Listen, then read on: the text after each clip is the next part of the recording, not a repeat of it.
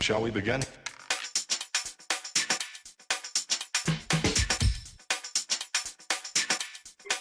Let's begin. All right, everybody. After a little bit of a hiatus, I am back.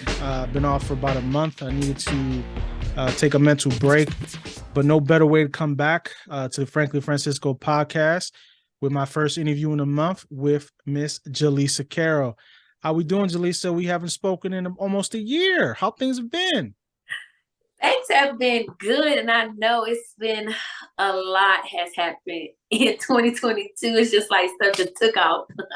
Listen, your episode that we did together was amazing. It was one of my highest downloads from last year, and it was towards the end of the year that we did the interview, almost around this time, and it was amazing. People tuned in, people loved your story, so I figured why not bring you back towards the end of the year, so see how you've been since the year ended, the year started, and now towards the year ending. So tell me, how have things been since the last time we've had a conversation? Things have definitely been good. I'm in a more peaceful place. Like after I wrote the book and got it out there, I just been in a place of like, dang girl, you really did it. Like you a whole author. Like people got to put some respect on your name. So it just makes me feel real good that I'm able to just share my story with others and to get a lot of good feedback about it. So I've been amazing. So last time we spoke, there was a lot of hurt in your voice. You just had a rough patch with your mom, and you didn't think you were going to come on the show, but you gutted it out and you did it, and it was amazing. And you put your heart out there. Since then, you look a lot happier, a lot healthier. Things seem to be going well with you. Have you had a chance to heal from that trauma that you had? So even what happened between me and her before the first podcast, I have not spoken to her since then. And I kind of been in a place of that's always gonna be my mom. I love her. But sometimes you just gotta let people go, and you gotta move on and live your life. So I'm in that type of place. Like if you bringing me negative, anything negative or anything that's not moving me towards destiny, I gotta let you go. So I'm in that place. Like I always love her. That's always gonna be my mom. Can't nobody talk about her. Like I will fight you, but I'm just in a good place. Like it's no love lost for nobody. So. Listen, it sometimes peace is the most important thing, and it's always going to be your mom. Like we all have trouble with our moms sometimes, and some moms are a little bit more toxic than others, but they're still our mom. We're still going to love them. We're still going to want to see them do well, but sometimes you do need to take that step back and just breathe for a little while, and then it'll come around. The relationships always have a chance to mend. But for you, this transition, since the book has come out, tell me what has been going on. What have you done so far to promote the book? Have you done readings? Have you been on any other shows? Tell me about it. So I have been on a radio station. I was able to talk about the book and promote it on there as well. And just this weekend, I was a vendor for this conference that came to Charlotte. So I was able to get my name out there, and a lot of people came to buy the book.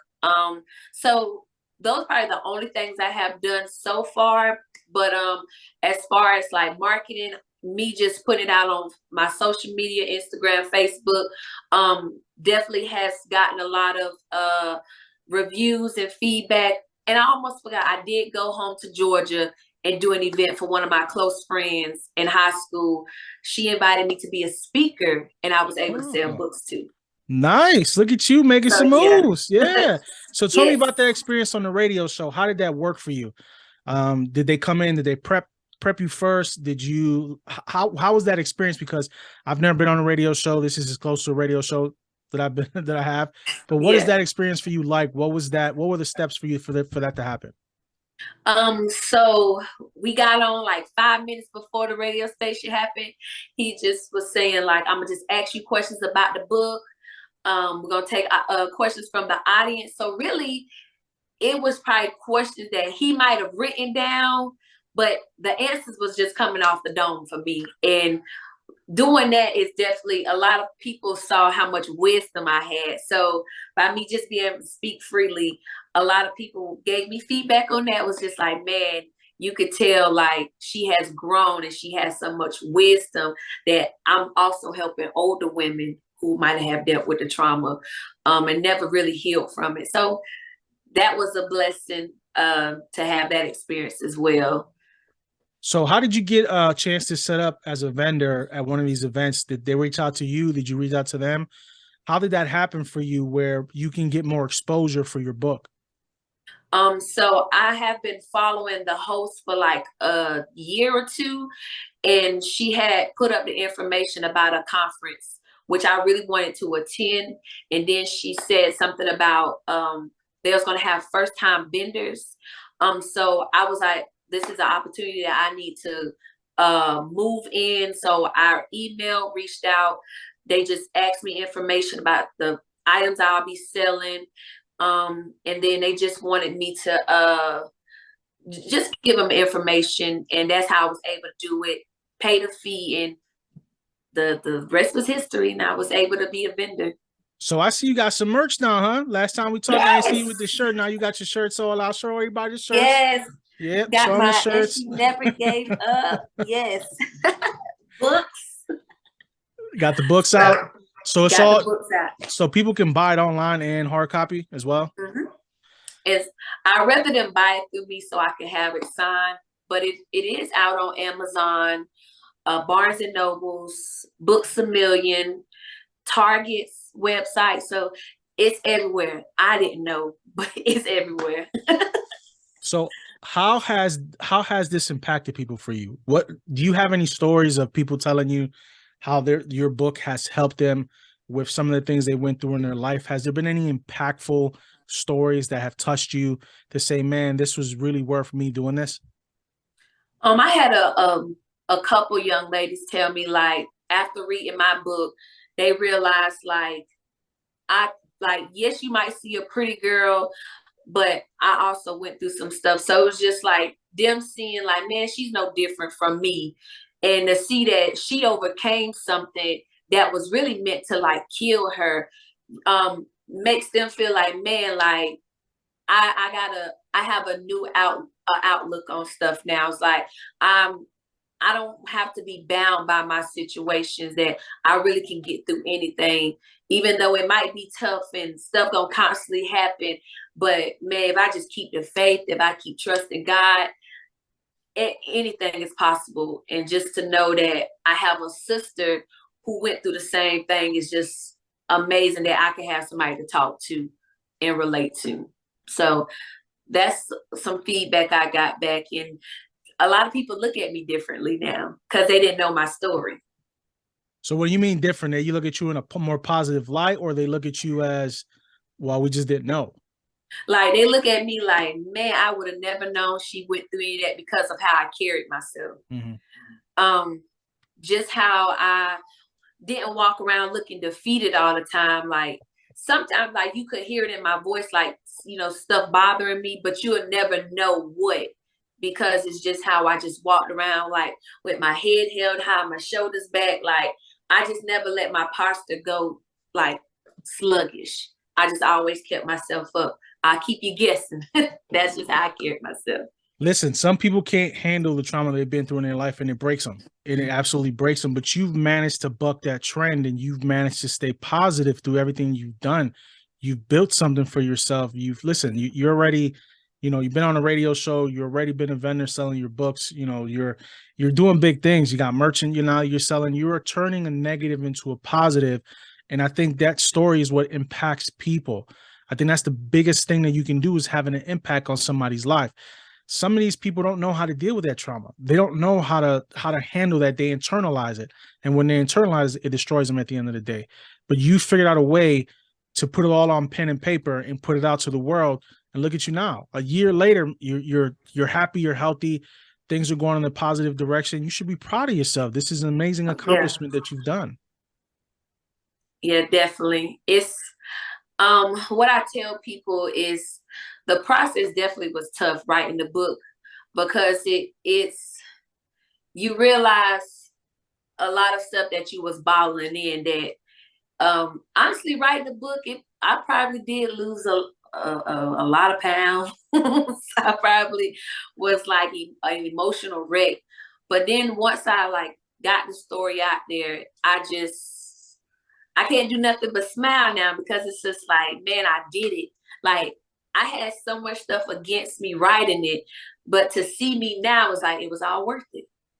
So now that's why you see a different glow, is because I had to go through that process to get to where I'm at now, which is in an amazing place. Like, I can't say anything bothered me. Like, I let stuff go in over my head now.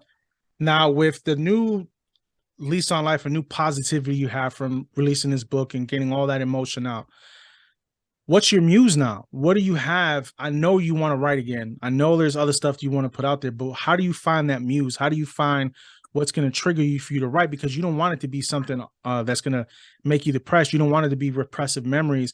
What is it that you're going to try to find to inspire more people? Oh, that's a good one. I honestly could say, well, the next step I really want to take is to really write prayers, a journal, to kind of help young ladies stop bottling up so much emotions and, free yourself. So I want it to be something that's positive, but also a way for you to kind of release certain things. Like, because I know, like, after you read my story, I'm leaving you guessing, honestly. So it is a part two that needs to happen. Mm-hmm. But right now, I'm not going to say I'm like in a great space. I still have a story to tell, but I'm kind of in a place to where, like, I want to go in a direction to kind of help a young lady recover herself, how I might recover myself, which was through prayer. So I think that's the route I would want to go in for another book, is like a prayer book, journal almost. So, I mean, you found another avenue. You were recently a speaker. You went back home to Georgia, and how'd that go? How was being a motivational? You basically a motivational speaker. How did that go for you? How did that conversation go? Being in front of people like that, what was that like for you? Because some people they freeze up. How did you find that oomph to get out there and look at people in their face and hold that conversation? Because you have eyes staring at you. I always been a confident person. You'll never know I'm nervous unless I gotta hold a microphone. You're gonna see my hands shaking. But I always just been a confident person. And when it's something I love to do, which is, motivate others, stuff just flow out. It just flows for me. So being able to get up there and speak from the heart was an amazing experience. And I felt like after that event, I feel like I impacted a lot of people with just a few words I said. And even from that, I got great feedback, because I told them, your number one supporters will not be family. And I stand on that. Like, your number one supporter will always be a stranger and somebody who really does not know you, but has found interest in what you have to say in the book. So just saying that alone just kind of really encourage other young ladies, like, man, I should do this. And to have expectations, like, I'm not going to focus on who's not supporting, but focus more on who will support me once I get this out there. Well, listen, that's 100% on what you said. It's always the strangers are going to support you more than family. It's amazing. This is what the show is about. This is what I do. I help people, try to get them exposure to get them out there for the things that they do. Like I said, I'm a stranger to these people. You didn't know me from Adam when you met me, but yet that one episode, I mean, it made a positive impact on my end from my downloads, and it definitely made a positive impact on your end, because look where you are. You turned something that you weren't sure about coming on the show because you were dealing with things, and it turned into something great.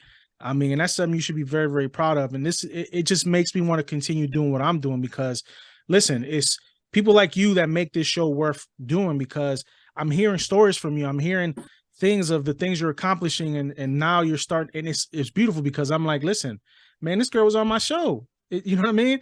I gave her an outlet to get out there, and things have taken off for you. Your talent, your talent is gonna take you a long way, but it's your willingness to give back, I think, is the most impactful thing. And you've gone out there, you've already done a talk.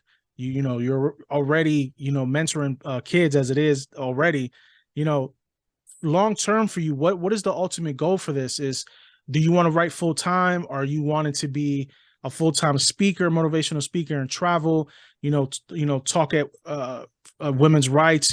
Things that are going to impact young people. This is more, I think, more about young people, because there's a lot of trauma that's, as older people like us, it's kind of hard to deal with our trauma sometimes.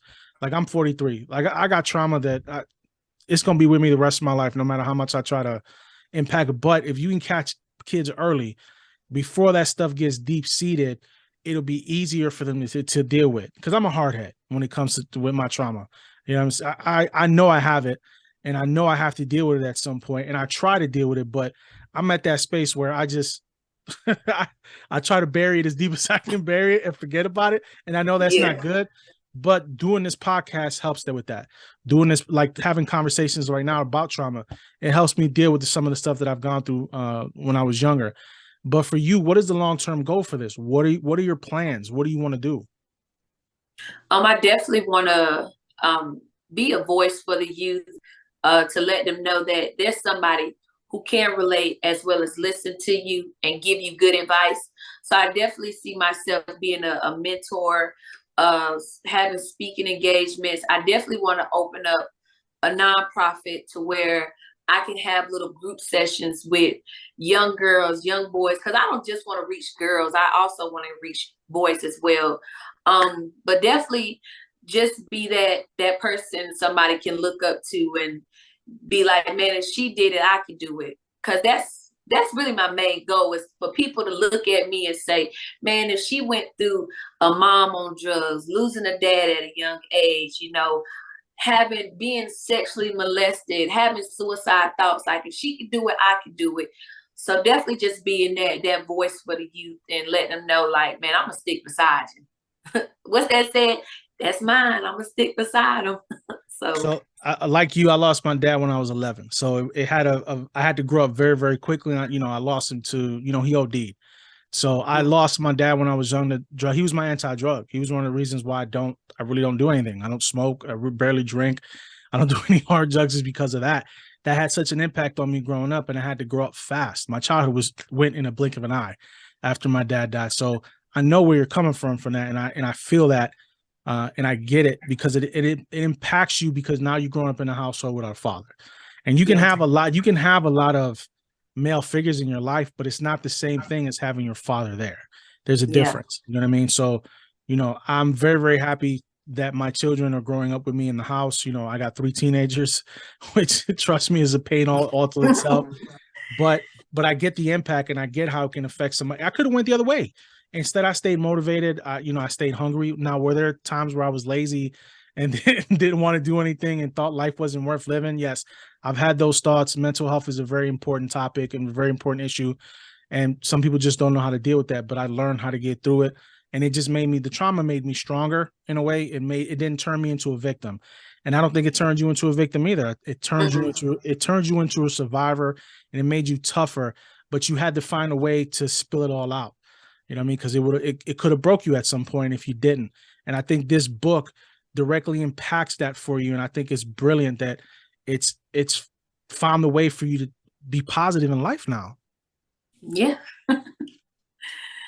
definitely. So next steps. What are the next steps for your book? Oh, the next steps. So I definitely want to market myself more. Definitely trying to go to schools, go to libraries, definitely just let people know, like, hey, I'm here. Like, I don't want to just, stay in one bubble. I want to expand as much as possible, go everywhere I can. However far this book takes me, I'm trying to go there. So definitely trying to connect myself with just different people, homeless shelters, like I said, libraries, just anywhere that can use a person like me.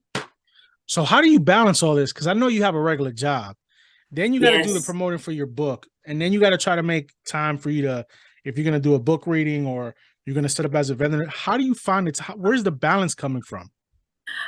So the balance has to come from getting this information ahead of time, not just letting it hit you at the last minute. Definitely, like I said, planning in advance to know, like, hey, this is what I want to do, set my mind on it and go for it. Like when I went to Georgia, I had set my mind on it, told the girl, yes, I'll be there, and went for it. So it's just all about seeing something that you really want to do and doing it. Like, if you think twice on it, you ain't gonna do it. So I'm just the type person, do it. And that's how I was able to just get on the radio station, be a vendor, is because I saw the opportunity and I went for it. Instead of just saying, nah, I gotta work, I got a 9 to 5, I don't need to do this right now, and just really like jumping out there, get my name out there. So let me ask you a question. How did that feel going home back to Georgia? How was that experience for you since you've been up here for a few years now? How did that impact you? How'd you feel? What were the emotions like? It was funny. I have not been home in a full year. So going back home was like, wow, like I wasn't able to see everybody. I had emotions because I was like, man, I'm here, but I'm not really getting the support of my book from my family. So it's just like, they could care less when I'm really here. So I'm going to just pop in, pop out, and just do my own thing and go handle my business with my book. And that's kind of what I did. I mean, it's good that you were able to go down there, but it's kind of sad too that, you know, family doesn't support you when they should. It's crazy to me, man. Jealousy is a crazy thing. People never want to see you doing better than them, even family. You know, they'll support you from far, real far. You know what I mean? They don't when you're there, they don't show the love, and it can impact, man. But you found the way not to let it affect you. You stay strong, did what you needed to do. How long was that trip down there for? It was 4 hours. Oh, no, I'm saying how many days did you stay there? 1. You stayed there 1 day? 1 day. Wow. Turned around, huh? Came and turned around and went back home. Yeah, I went down there. I was on a mission. I said, I'm coming down here. I got business to handle. You know, like, I love y'all. I talk to some of y'all when I can, but I'm down here trying to make a difference in somebody else's life. So listen, if you saw me, you saw me. 1 day, that's crazy. 1 day. Hey, I can't even lie. I did that this summer. I drove to Ohio early this year, dropped my son off to my mom's for the summer, and turned around and came right back. Yeah, like when you got to work, you got to work. You can't be, you know, but your job was a lot easier than mine because mine was 8 hours. Yours was only 4. So what part of Georgia did you go to for the talk? Brunswick, Georgia. That's on the coast. Oh, is it by like in between Savannah and it's Florida. between Savannah, Florida. Wow, that's only 4 hours down there? Yeah. I've never heard of it down there. I know I've heard of Savannah and I've heard of Jacksonville, but never Brunswick. So it's just like you said, ain't much. It ain't much. It ain't much. Listen, anybody only know Brunswick because of the Ahmaud Arbery situation. Mm-hmm. But if that didn't happen down there, you wouldn't know Brunswick because it's like a little small town. Is there any food spots that you hit while you was down there? Oh, I love seafood, so I definitely had to go to Mr. Shuck Seafood. That's just a hometown seafood restaurant that I'm always go to. I don't care what I'm doing. So listen, tell my audience again where they can find your book and where they can find you. So guys, you can go to my website, www.jalesa,